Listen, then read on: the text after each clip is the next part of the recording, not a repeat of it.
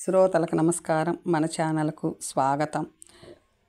రూపాయి చెప్పిన 24వ బేతాళ కథ ఆనందమానందమాయని. రచన అరిపిరాల సత్యప్రసాద్ గారు.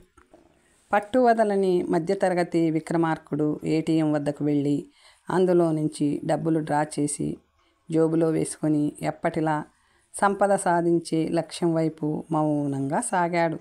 అప్పుడు డబ్బుల కట్టలో ఉన్న బేతాళుడు గట్టిగా నవ్వి, డబ్బు స్థిరంగా ఒకచోట ఉండదు అన్న నానుడి వినే ఉంటావు.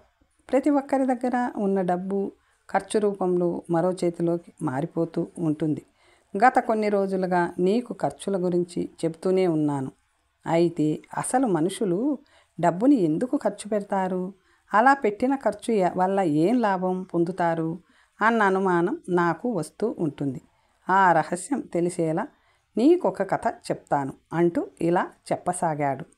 ధర్మరాజాపురం అనే ఊరిలో ఆనంద్ అనే కుటుంబీకుడు ఉన్నాడు.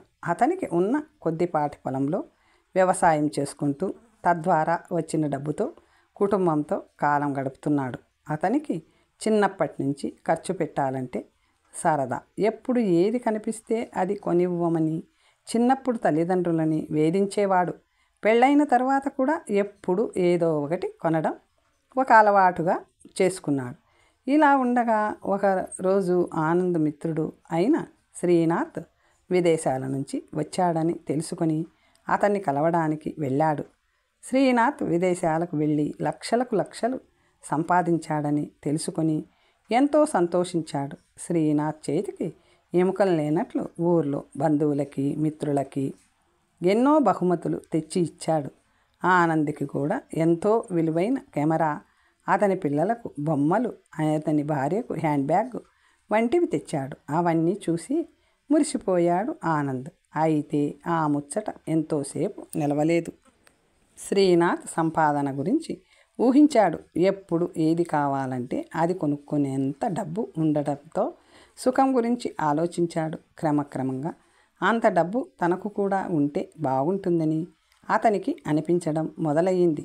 అందుకు తగిన మార్గం ఏమిటా అని ఆలోచించి చివరికి శ్రీనాథ్ని కలిసి తనని కూడా విదేశాలకు తీసుకెళ్ళమని కోరాడు. శ్రీనాథ్ మొదట వారించాడు. దూరపు కొండలు నునుపు తప్ప నువ్వు అనుకునేంత సుఖ సంతోషాలు అక్కడ లేవు అని చెప్పాడు. కడుపు నిండిన వాడివి నీకేమీ అలాగే అంటావు. డబ్బు ఉంటే ఆ ఆనందమే వేరు. ఏం కావాలంటే అది కొనుక్కోవచ్చు. ఏది చేయాలనిపిస్తే అది చేయవచ్చు. అంతకన్నా జీవితంలో సంతోషం ఇంకేముంటుంది అంటూ వాదించాడు ఆనంద్. తప్పక శ్రీనాథ్ ఒప్పుకున్నాడు. రేపు నేను మా అత్తగారి ఊరు వెళ్తున్నాను. అక్కడ 3 రోజులు ఉంటాను. ఇవాళకి 4వ రోజున నువ్వు ఊరి బయట ఉన్న చెరువు ఒడ్డు మీద నీ సామాన్లతో ఉదయం 10 గంటలకి సిద్ధంగా ఉండు. నేను కారులో వచ్చి నేరుగా పట్నం తీసుకెళ్ళి అక్కడి నుంచి నాతో తీసుకెళ్తాను అన్నాడు. ఆ రోజు రానే వచ్చింది. ఆనంద్ చెరువు ఒడ్డున సామాన్లతో చేరుకున్నాడు. చెప్పిన సమయం దాటినా శ్రీనాథ్ రాలేదు. అయినా ఓపిగ్గా ఎదురు చూస్తూ కూర్చున్నాడు ఆనంద్. కొంతసేపటి తర్వాత ఎవరో కొందరు పిల్లలు మాత్రం వచ్చి చెరువు గట్టున ఇసుకలో ఆడుకోవడం మొదలుపెట్టారు. పొద్దుపోవడానికి వాళ్ళని పలకరించాడు ఆనంద్. అంకుల్, మా జట్టులో ఒక మనిషి తగ్గాడు. మీరు కూడా మాతో ఆడతారా అన్నారు పిల్లలు. ఆనంద్ సరేనని ఆడటం మొదలుపెట్టాడు. పరుగు పందాలు ఆడారు. పాత గుడ్డలతో చేసిన బంతితో ఆడారు. పాత పేపర్ చించి గాలిపటాలు చేసి పొట్లాల దారంతో ఎగరేశారు. దగ్గరలో ఉన్న తోటలోకి వెళ్ళి దొంగతనంగా పళ్ళు కోసుకొని తిన్నారు. ఆ తరువాత కబడ్డీ ఆడారు. కబుర్లు చెప్పుకున్నారు. ఈ ఆటల్లో పడి ఆనంద్ మళ్ళీ చిన్నపిల్లవాడు అయ్యాడు. సాయంత్రం అయింది. ఆనంద్ పూర్తిగా అలసిపోయాడు. అయినా ఇంకా ఆడాలని అనిపిస్తూ ఉంది. సరిగ్గా అప్పుడే శ్రీనాథ్ వచ్చి రా త్వరగా కారు ఎక్కువ అన్నాడు. దానికి ఆనంద్ నవ్వి నువ్వు వెళ్ళు, నేను నీతో రావటం లేదు అని చెప్పి సామానుతో సహా ఇంటికి వచ్చేశాడు. బేతాళుడు కథ ఇక్కడి దాకా చెప్పి ఆపేశాడు. అహో విక్రమార్క, శ్రీనాథ వద్దన్నా వస్తానని పట్టుబట్టి ఆనంద్ చివరికి అంతా సిద్ధమయ్యేసరికి నేను రానుపో అన్నాడు. ఏమిటి విచిత్ర ప్రవర్తన?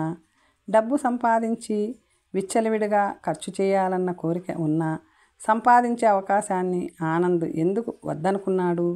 ఇందులో ఉన్న రహస్యం ఏమిటి? ఈ ప్రశ్నలకు సమాధానం చెప్పకపోయావో నీ డబ్బు మొత్తం చెల్లని నోట్లుగా మారిపోగలదు. జాగ్రత్త అంటూ హెచ్చరికతో ప్రశ్నాస్త్రాన్ని వదిలాడు. మధ్యతరగతి విక్రమార్కుడు మందహాసం చేస్తూ సమాధానం చెప్పసాగాడు. బేతాళ, ముందుగా ఆనంద్ కోరిక ఏమిటో సరిగ్గా అర్థం చేసుకోవాలి. అతను కేవలం డబ్బు సంపాదించాలని కోరుకోలేదు. సంపాదించిన డబ్బుని ఖర్చు పెట్టాలనుకున్నాడు. ఎందుకు? ఖర్చు పెట్టడం ద్వారా ఎంతో సంతోషాన్ని, ఆనందాన్ని పొందవచ్చని కోరుకున్నాడు. కానీ పిల్లలతో కలిసి రోజంతా ఆడినప్పుడు అతను ఎంతో ఆనందాన్ని పొందాడు.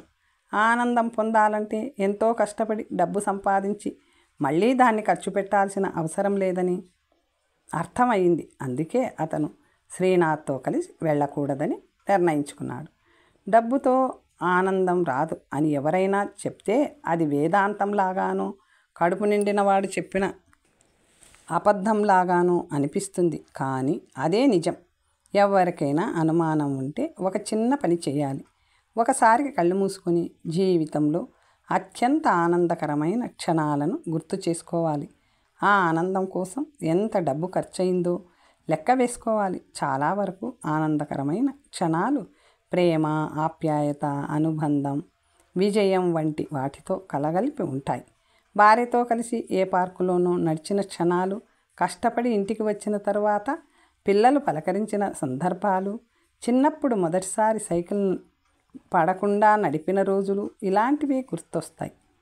బాగా డబ్బున్న వాళ్ళ కుటుంబంతో సింగపూర్ వెళ్ళినప్పుడు చాలా సంతోషంగా ఉన్నామని చెప్పవచ్చు. కానీ ఆ ట్రిప్పులో కుటుంబాన్ని తీసేస్తే ఆ ఆనందం ఉంటుందా? ఉండదు. కాబట్టి అక్కడ ఆనందాన్ని ఇచ్చింది సింగపూర్ కాదు, కుటుంబం.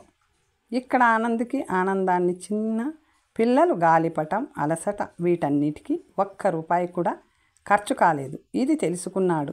కాబట్టే అతను డబ్బు వైపు కాకుండా ఇంటి వైపు వెళ్ళాడు.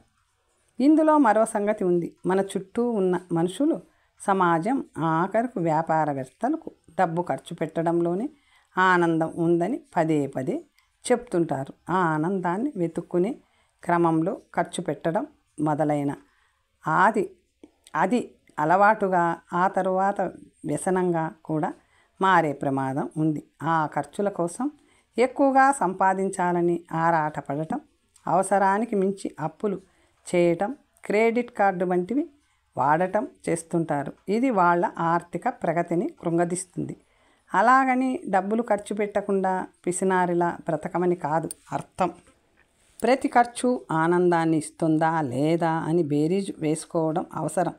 ₹10 కాఫీ తాగినా, ₹50 కాఫీ తాగినా కలిగే ఆనందం ఒకటే అయినప్పుడు ₹10 ఖర్చు పెడితే ₹40 మిగిలాయన్న ఆనందం కూడా తోడవుతుంది కదా అంటూ ముగించాడు. విక్రమార్కుడు ఇలా మౌనభంగం చేయగానే డబ్బు కట్టలోని బేతాళుడు చటుక్కున మాయమై ఖర్చు కాని డబ్బులా అతనికి ఆనందాన్ని మిగల్చాడు. మధ్యతరగతి విక్రమార్కుడు చెప్పిన 24వ ఆర్థిక పాఠం, ఖర్చు పెట్టడంలో ఆనందం ఉంటుందన్నది భ్రమ. డబ్బు అన్నిసార్లు ఆనందాన్ని కొనలేదు. అందుకే ఖర్చు పెట్టేటప్పుడు ఆ ఖర్చు ఆనందాన్ని ఇస్తుందా లేదా అని ప్రశ్నించుకోవాలి. సమాధానం అవును అనుకున్నప్పుడే ఖర్చు పెట్టాలి. కథ సమాప్తం. మరొక మంచి కథతో తరువాత కలుసుకుందాం.